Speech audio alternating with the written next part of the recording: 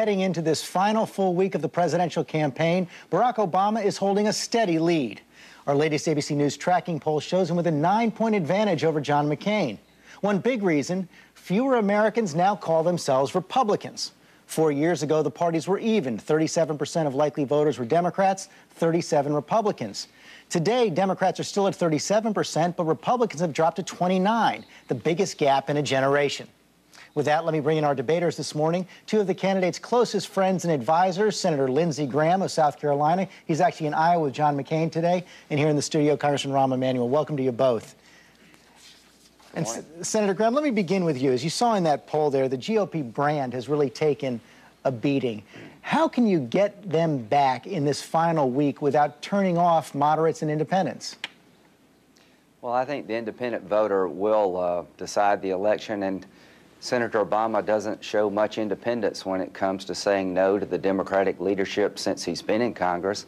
His budgets increase spending, they increase taxes, and all Americans, Republicans, Democrats, and independents, generally don't like the idea of having taxes increased on anyone in a weak economy or making Washington larger. So we have to make our case to the independent voter that John McCain is truly an independent, stood up to his own party, will keep your taxes low and rein Washington spending in, and I think that's the winning message for us. Now it's not time to raise taxes or increase spending. He raises the issue of taxes. Senator McCain and Governor Palin are also raising the prospect of having Democrats in control of the entire government. Take a look.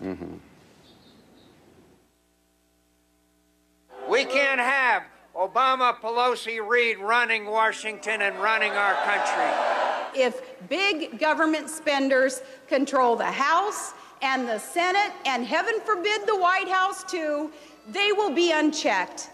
And independents in our poll do say they would prefer to have Republicans in control of Congress and a divided government. Yeah, first of all, this is a party that for 6 years ran up the largest national debt, $4 trillion under Republican watch. When you had a Democratic president, we balanced the budget. The records are clear.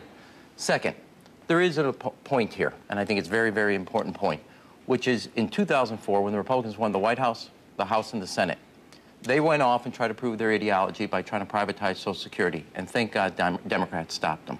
Second, they ran off in a tangent on Terry Schiavo, which the nation rejected. The warning is to make sure you stay to your knitting and focus on the challenges facing this country and the middle-class families. Reforming energy to make sure you have independence and alternatives.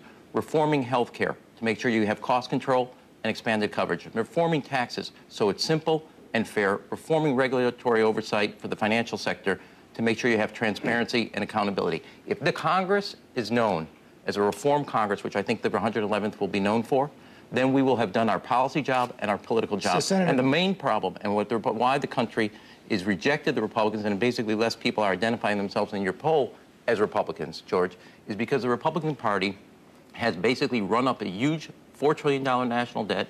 They have seen jobs be shredded. And what the Republican record will be known for is an endless occupation and a jobless economy. So, Senator Graham, you hear it there. He says the Democrats are going to be the reform party. They're not going to run wild. Yeah, people hadn't got that memo yet.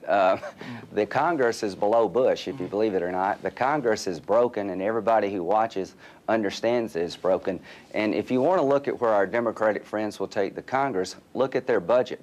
They've passed 2 budgets with Democratic votes that spend more than President Bush does and would take the tax cuts that expire in 2011, take them off the table and tax people and make $42,000. If you want to know where this country is headed under Democratic control, just look at the budgets they've already passed and look at the proposals of Senator Obama of $880 billion of new spending and increasing taxes. Yesterday, there was an ad out that said, if you make $200,000, you won't see any tax increases. The week before, it was $250.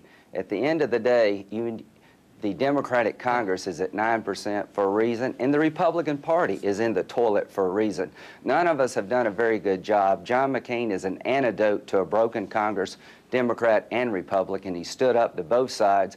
He will bring balance to Washington on taxes and spending that you haven't seen from either party. That's why we need him. Lindsey, as you well know, the reason, in fact, the American people have rejected the policies, and right now basically rejecting the policies of the Republican Party and John McCain, is because you offer 4 more years of George Bush's economic policies. And there's no safe quarter in the country for that message. Second is the Democrats are very clear about actually balancing our budget. Every budget submitted by President Bush has had a deficit to it. It is $4 trillion. But Democrats are not going to be able to balance the budget in 4 years under President Obama, are they? What they're going to do, though, is do 2 things. This is what I said to you. We're going to, first of all, start with the principle of getting the economy moving again by focusing on a tax cut for middle class. What Lindsey doesn't want to say, which is true, is that both candidates have a tax cut. Barack Obama's but just to be clear, neither party is going to be able to balance the budget over 4 years. Yeah, but George, but every proposal that Barack Obama and the Democrats have for is paid for with corresponding cuts. What they did is $4 trillion of new debt. It's the largest expansion of America's debt, doubled the size of it, in the shortest period of time. I've said this repeatedly. The only thing that George Bush will be remembered for is we will forever be in his debt, and that is the legacy of the Senator Republicans. Graham answer that. Well, at the end of the day, this is about the next 4 years, and if you want to know where Senator Obama is going to take the country on taxes, he's going to impose new taxes on the job creators, small business.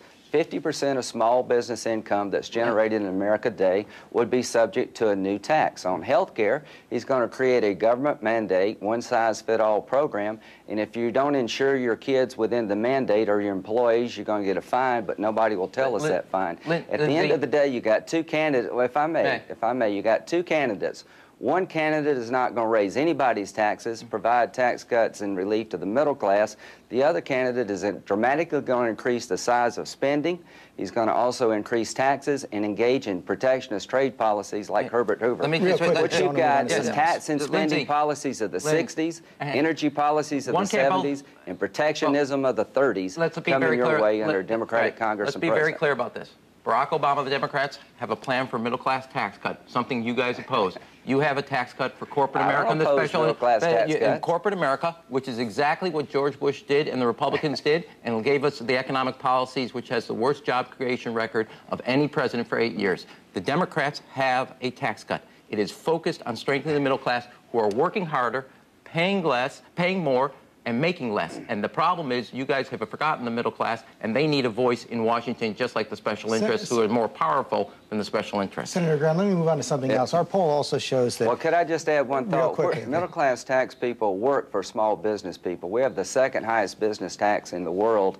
John McCain wants to lower it from 35 to 25. If you raise taxes now in this crippled economy, you're going to destroy the middle class because you're going to destroy the ability to have a job. You give tax cuts to big corporate America. Okay, that's the end of the tax. That's the end of the tax debate right now. Let me move on.